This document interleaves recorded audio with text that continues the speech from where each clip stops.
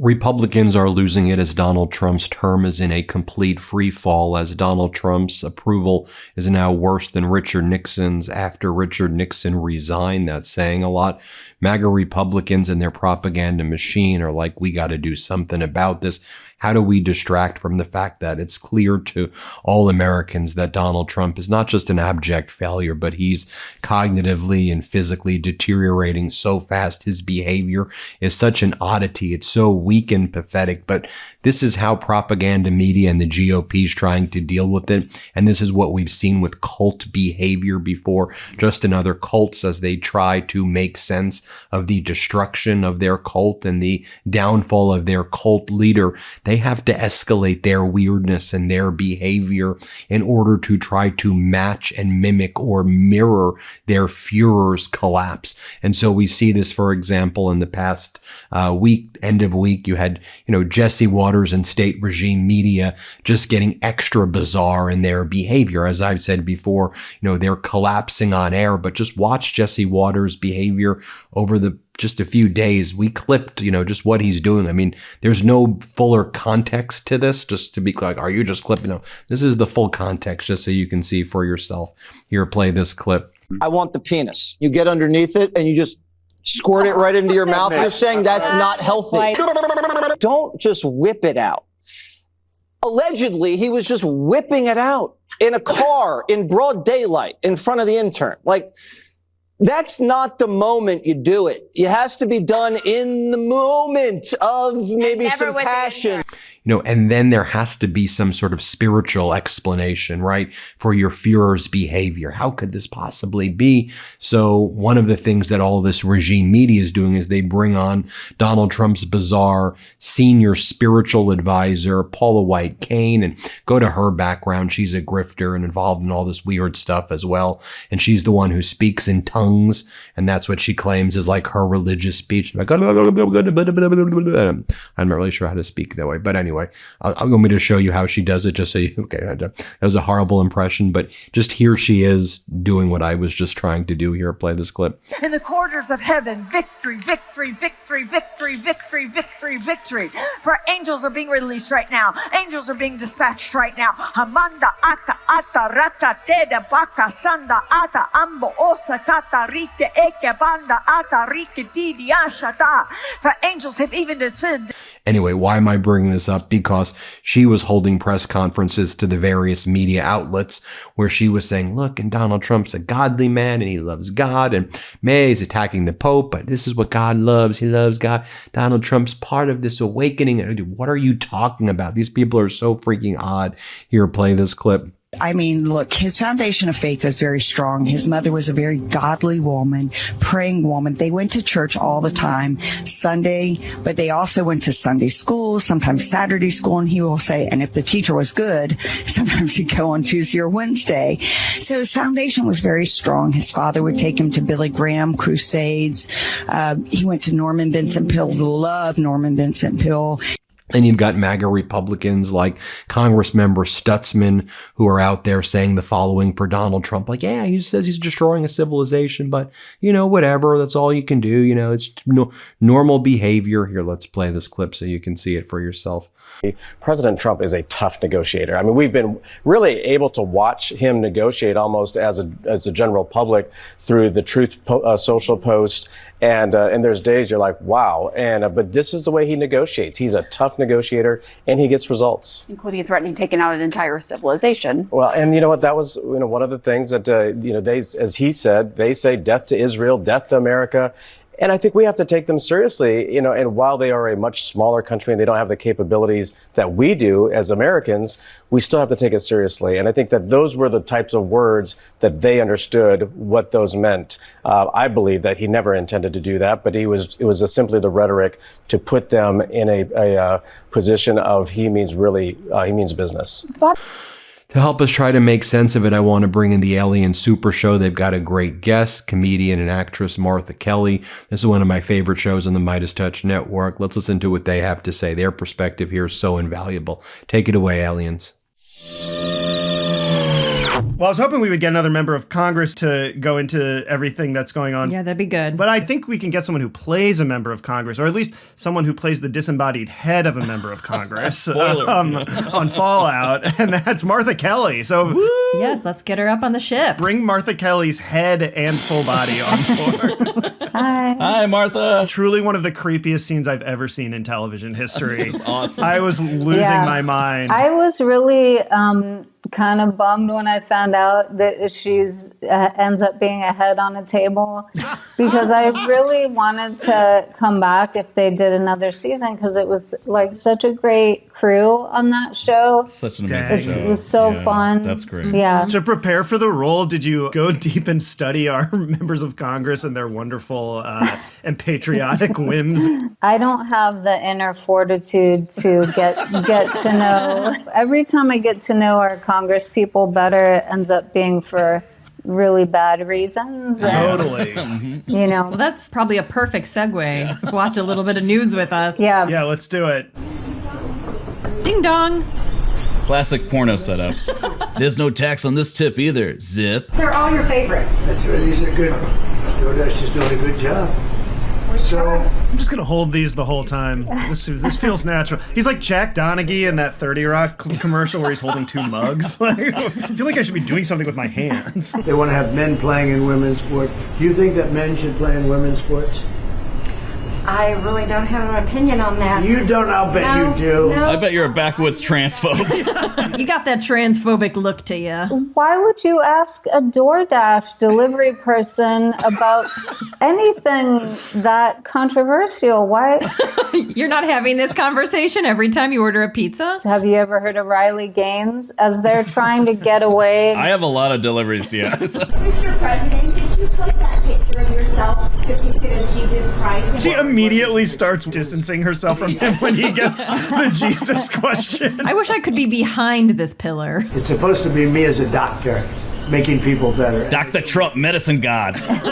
Streaming now on Paramount Plus. And I do make people better. I make people a lot better. I bring the light inside the body. I understand your husband's going through treatment. Yes, sir.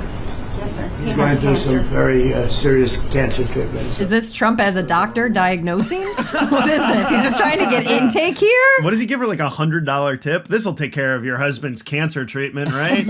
Anyway, get out of here. His terrible lying, it's like the level of a child, and it made me remember when my sister and I, when we were like 7 or 8 and we were going to clean our room, we would put on hats and sunglasses and speak with fake British accents and tell our older brother that we were 2 women who were maids who had come to clean our room. And it drove my brother insane. But that's the level of lying that he does. He thought it was him being a doctor and was not a depiction of him as Jesus. Do you think that tracks? Does that make sense to you? You feel you're probably taking it a lot deeper than I took it. I barely glanced at the... Barely glanced at it! I didn't see it. I treated it like an eclipse. I only looked at it through a reflection in a puddle. So I saw it for a second. And then I immediately clawed my eyes out. I do love that he puts these GOP Congress people in the position of having to look like idiots. Yeah. There's so many examples of like, I haven't seen the post, and then they show it to them, and they're like, well, I haven't really looked at it. And they're like, no, I'm showing it to you now. And they're like, well, I'd have to, go back and really look at it. I don't have my glasses on me. Right. My monitor's very small over here. I can't. I just had LASIK. I can't. Everything's blurry. I don't have my meme glasses on. I don't know if I can see that one. Anyone who looks at a chart for energy prices will see that they've gone up quite a bit since the situation with Iran began. Imagine if oil prices start going back down because the situation resolves itself somehow. Oh, that sounds good. Imagine. Just imagine if you would. Imagine there's no Hormuz. Imagine if you zoom out and I'm really fit and I have an incredible pair of pants on and I look awesome. I also love that he's unwilling to even hypothetically say when Trump resolves this situation. He says when it resolves itself somehow. Somehow Palpatine resolved it. It's all from when Trump during COVID was like, it'll disappear one day like a miracle. Oh, yeah. The world will explode from the sun and then it'll be gone. Yeah. Didn't we serve Iran an NDA? Can't we just like walk away now and they can't talk about this? They'll shut up. Yes, the climate does change. Wow. As we all know, the natural habitat for the Earth is actually water. What? Ice was probably fascinating. It's a very long cycle, but ice was an unusual cycle. Do you guys know that water comes from ice and ice comes from water? They're connected. Didn't you see Waterworld? And that's why I had these gills installed behind my ears. It's just so insane to be like, yeah, what's the problem with melting ice caps when the world is 75%? What about the other 25%? Well, new data from the CDC shows the U.S. fertility rate reached another record low last year, only 53.1 births per 1,000 women aged 15 to 44. Women age 15. Yikes. I don't mean to be a prude. When my niece was 15, I think she might have still been having birthday parties where they would all make slime. Well, she should have been having babies, Martha. We still have 3.6 million births a year, but the problem is teens and young adults. From ages 15 to 19, the fertility rate is down 7%. Great. Normally great, yeah.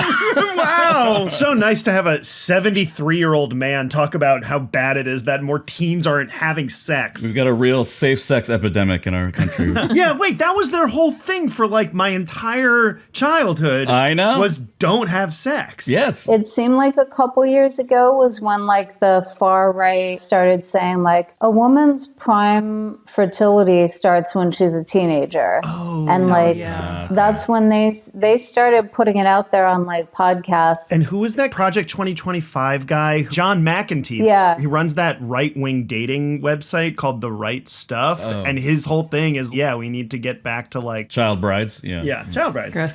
It's making me want to commit homicide. And so I wonder if I go to prison, would you guys do an episode with me from prison at some point?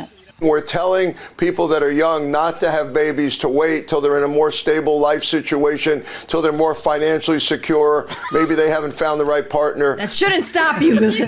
Find the wrong partner when you're broke. We really need to encourage the cycle of poverty. Every couple is having, on average, 1.56 children in the United States. We need 2 or above. We need to reboot MTV Doc 16 and Pregnant. Wow. Did you guys ever watch that? I mean this as a compliment. I think today's 15-year-olds are even emotionally more relating as being children than when I was 15. We were like, who's got beer and cigarettes? Right, but my niece and nephew aren't like that. That's and they're Gen Z, and I don't know that they'll ever ask who has the beer and cigarettes. That's the moral decay in our country. They're never gonna know. They're not cool. That's everything. Wow. Apocalyptic episode. Well, Martha, thank you very much. Thank you for having me. How much homicide are you gonna do now? Yeah. All of it? It's difficult to get away with if I go into how much I'm gonna do, but I will. You've been watching that ABC hit show, How to Get Away with Murder. If the detectives who arrest me are looking for motive, I am just gonna refer them to this episode of your podcast. Martha, is there anything going on in your universe that you'd like to share? One is anyone who is willing to do me a favor, please watch Carol and the End of the World on Netflix. It's an animated show and it's beautiful. And I do the voice of Carol, but there's a lot of other great actors in it if you don't like my voice. And then Euphoria season 3 premiered this past Sunday, so episode 2 is this coming Sunday. Nice. Thank you very much for coming on. Bye, Martha.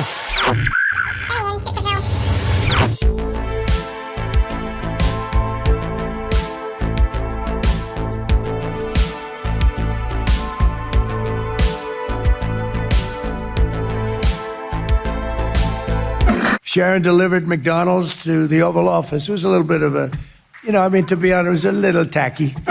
Hey Humies, thanks for tuning in. If you like the show, help us invade your planet by subscribing to our YouTube channel or drop us a comment. We really love those. If you really like the show, subscribe to our Patreon where we share some bonus content.